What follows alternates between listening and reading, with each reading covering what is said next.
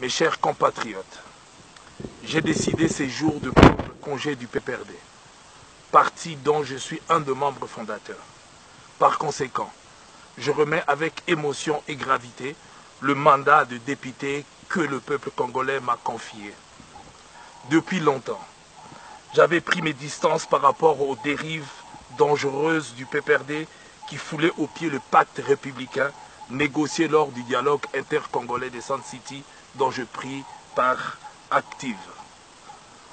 Au fil du temps, j'ai systématiquement dénoncé les décisions du pouvoir visant à violer la Constitution, les lois du pays, à confisquer les droits et libertés des citoyens, à instrumentaliser la justice, à réduire au silence toute forme de contradiction interne. Au cours de ces dernières années, tout a été mis en œuvre afin de couvrir la volonté d'un seul homme, de se maintenir en toute illégalité au pouvoir et lui permettre de prendre en otage le destin de la nation pour son ambition personnelle. En janvier 2015, je me suis opposé avec force à la modification de la loi électorale. À chaque instant, j'ai défendu avec acharnement le plus vulnérable, le veuve, les orphelins. Mes chers compatriotes, contrairement aux autres qui, au prix de tout renoncement et de toute compromission, ont choisi la facilité et le confort matériel, j'ai préféré l'intérêt du peuple, de tout abandonner. C'est ainsi que mon combat m'a contraint à l'exil. C'est à quoi malheureusement les opposants congolais, quand ils ne sont pas en prison ou tués, sont exposés. Je l'assume pleinement. De l'étranger, c'est avec tristesse que j'ai assisté impuissant à la dégradation continue de la situation au pays, qui est livrée à l'incurie, à l'aveuglement d'une poignée de nos compatriotes qui ont vendu leur âme au diable.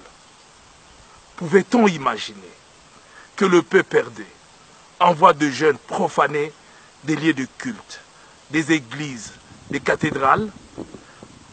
Pouvait-on imaginer que le PPRD ne condamne pas les forces de sécurité qui tirent à balles réelles des manifestants aux mains nues, arrêtent des jeunes activistes, même des enfants, les torturent, les enferment dans des cachots clandestins?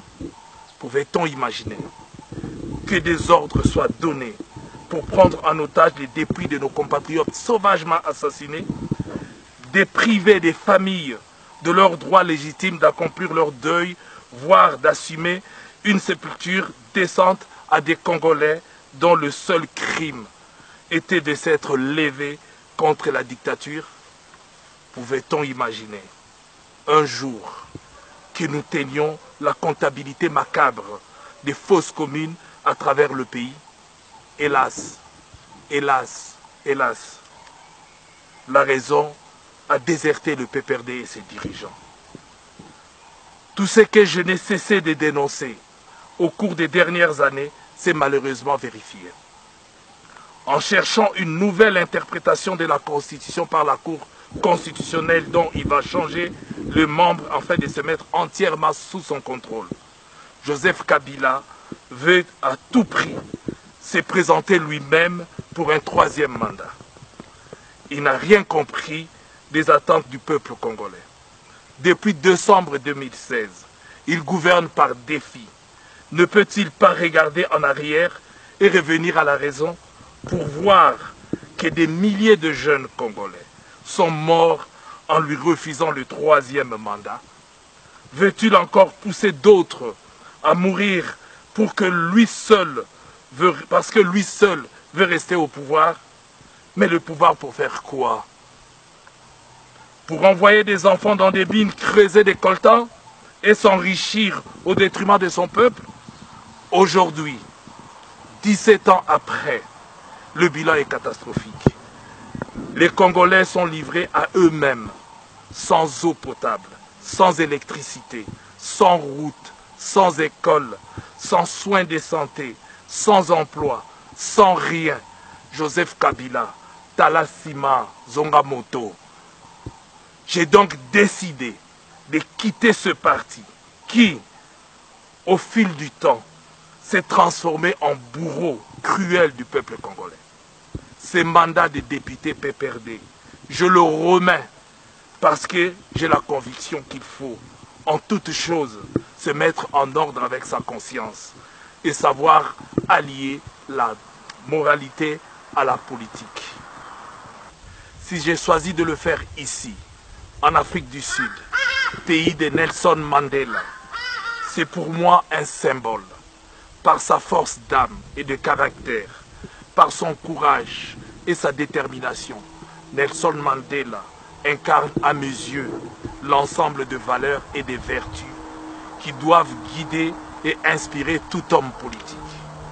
Mes chers compatriotes, parce que le cœur humain est aussi hiérarchisé, mes pensées vont premièrement à ma famille, à mes amis, aux miens avec qui j'ai grandi à Bandar,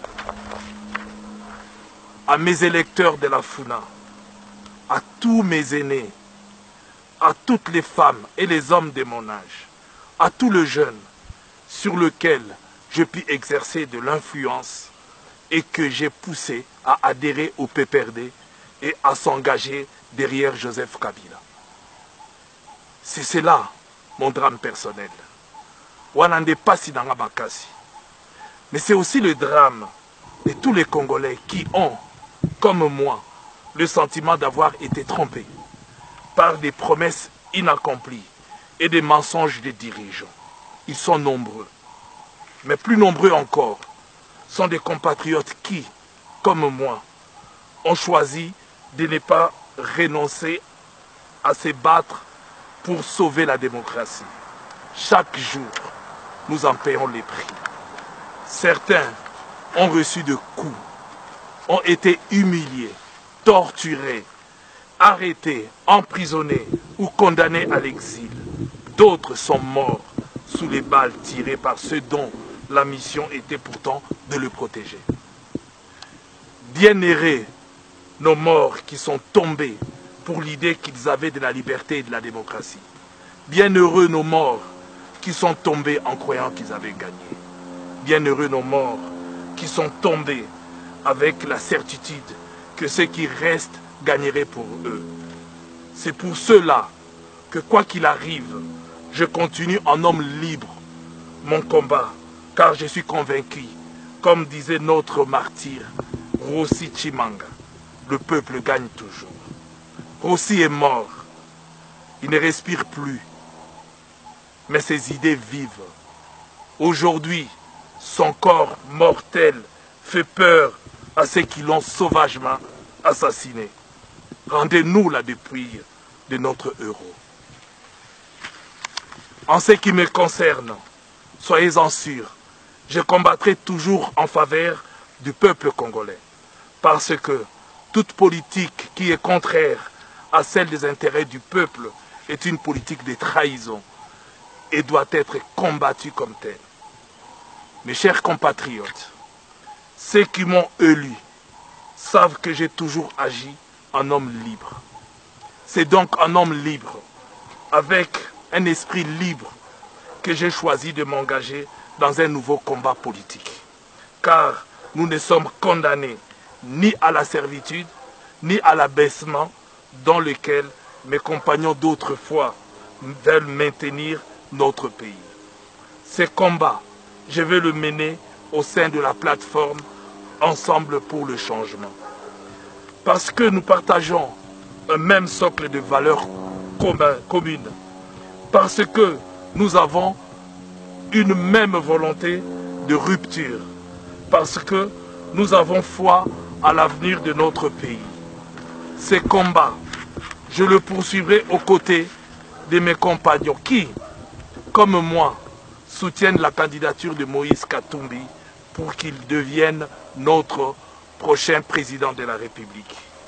Mon choix n'est que la suite logique de mon soutien à un homme aux côtés duquel j'ai pu depuis longtemps éprouver des qualités humaines managériales bien avant qu'il ne s'engage en politique. Son passage à la tête du Katanga et les résultats qu'il a obtenus pour la population m'ont confirmé que je n'ai pas, par son leadership, sa vision, son amour du pays et du peuple congolais, Moïse Katumbi saura remettre le pays sur la voie du développement, donner aux jeunes le goût du travail et de l'effort, transformer les mentalités et rendre à chaque Congolais la fierté d'appartenir à une grande nation. Mes chers compatriotes, si, comme moi, vous aimez passionnément le Congo, je vous invite à vous joindre à moi pour poursuivre jusqu'au bout le combat de la reconquête de nos libertés et de notre dignité. Que vive la démocratie, que le bon Dieu sauve la République démocratique du Congo. Je vous remercie.